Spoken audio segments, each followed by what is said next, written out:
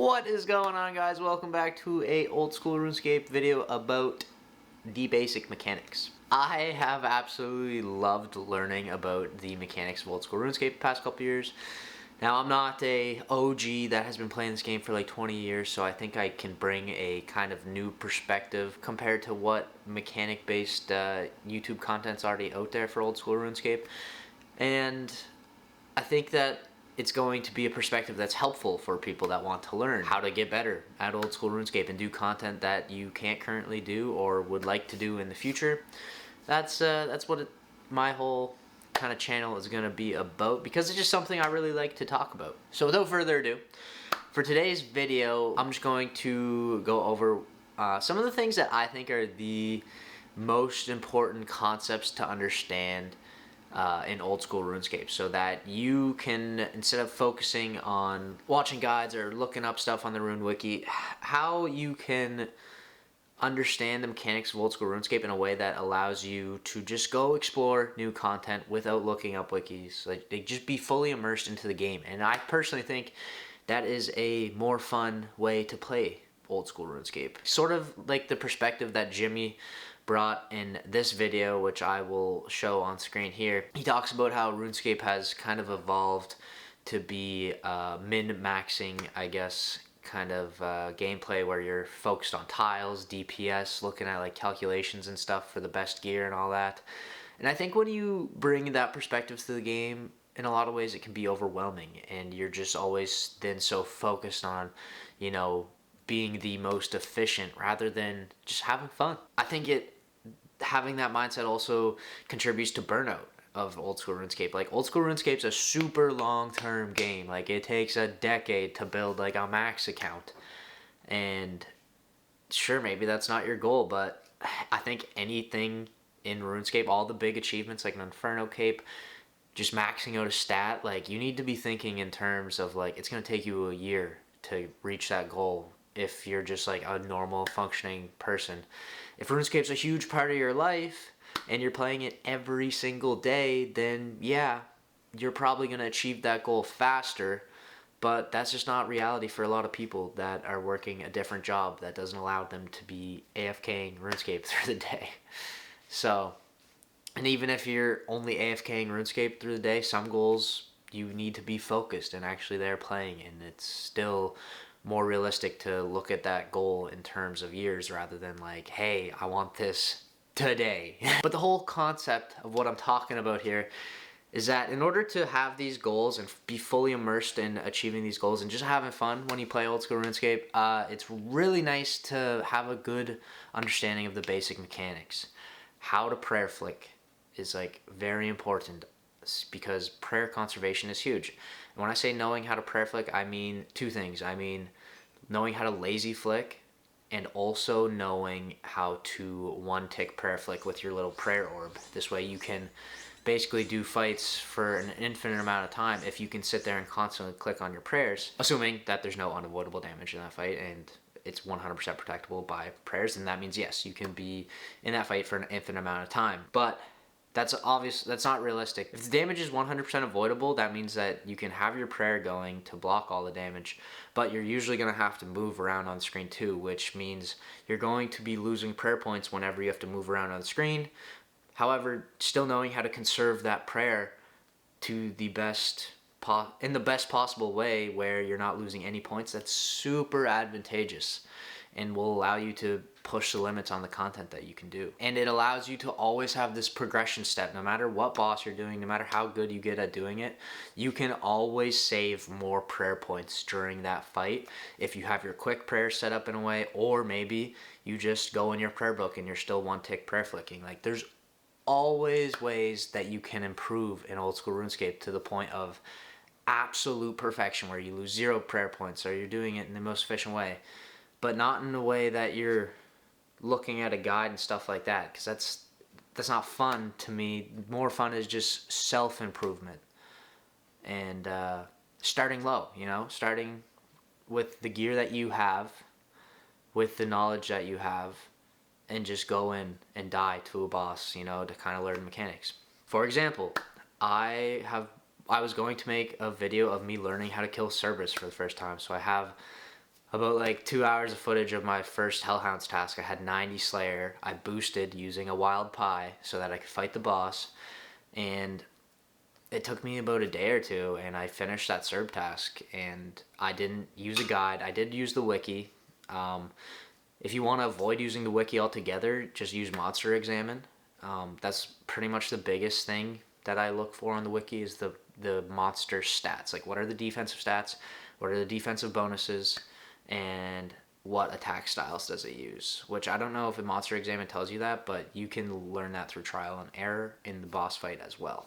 Now, a huge reason why I'm going to start making all these mechanic-based videos is that I want to show you guys how fun the game can be when you just know the basic mechanics and you don't have to focus on doing like the guides. You can just kind of play more of a reaction style. By playing a reaction style, it's just more fun because then you can kind of, not only are you focused on your gameplay, but when you're playing with your friends in raids, I've noticed that like I'm just immersed in the game, you know, I'm just watching our characters, I'm clicking where I need to click, reacting to the prayers.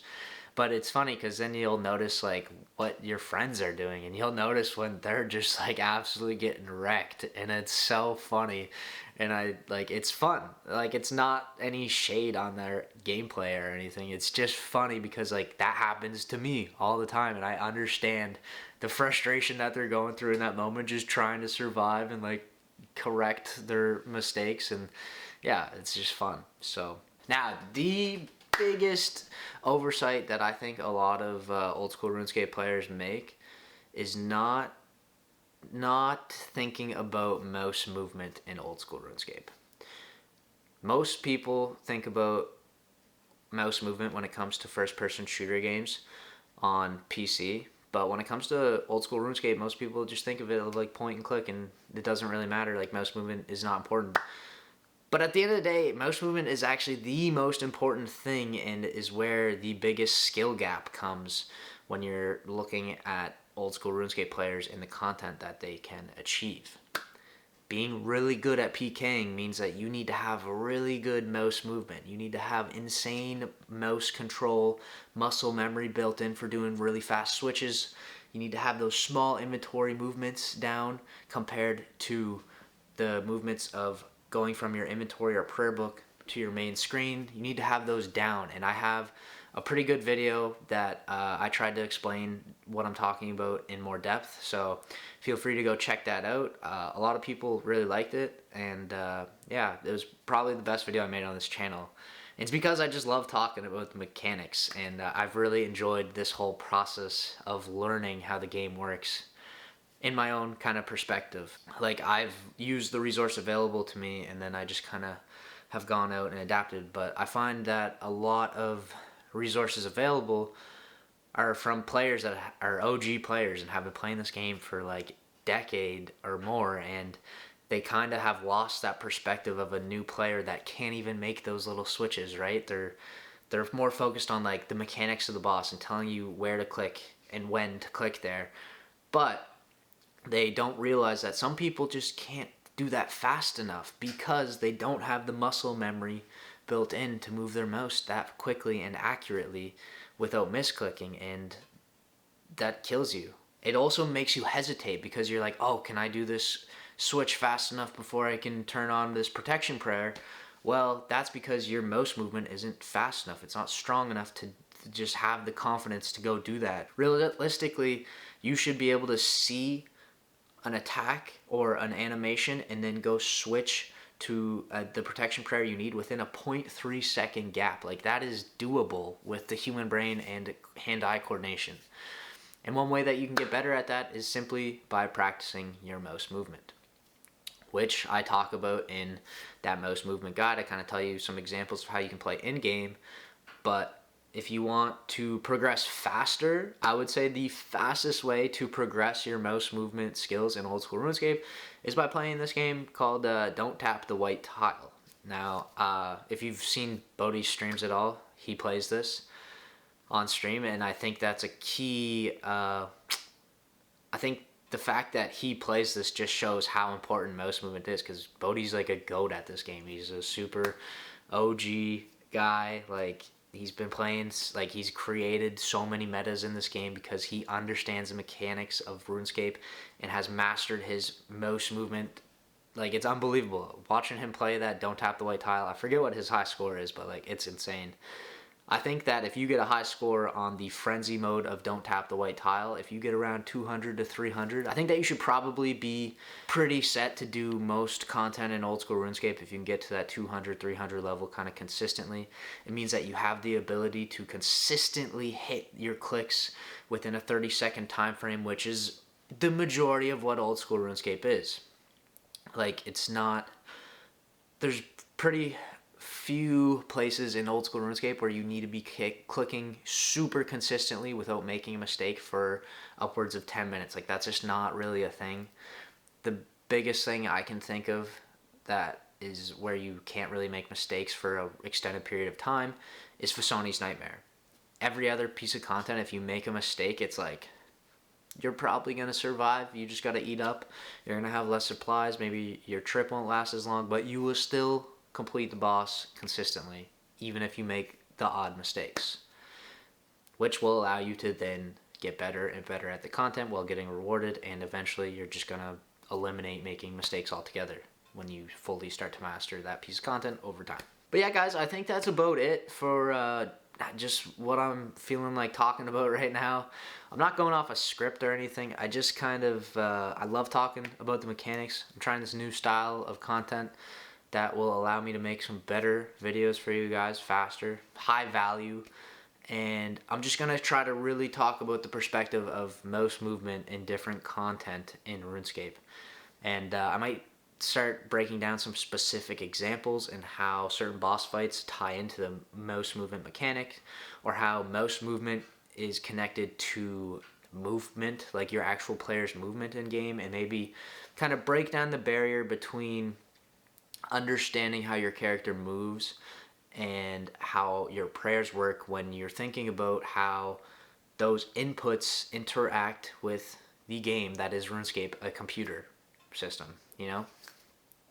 I think that's another really important thing to understand, is how the RuneScape engine works. If you know a little bit about programming, coding, it actually makes you better at RuneScape, which is kind of funny. I know like nothing about programming, but I do understand a little bit about the code structures. I've learned a couple programming languages, and because of that, I understand how our game inputs like mouse movement and using your F keys, stuff like that, I understand how that is communicated to the computer and back to the servers, I guess you could say, and how the delay time between when that is, when your input happens, and then when the game registers that input. I think that's kind of an important thing to understand. It helps with the timing of putting on your clicks, or it helps with the timing of putting on your protection prayers, and the visual cues you need to pay attention to in order to know when to put those prayers on. Well, I think I've rambled enough. I will see you guys in another video. Hopefully it's even better than this one. Deuces.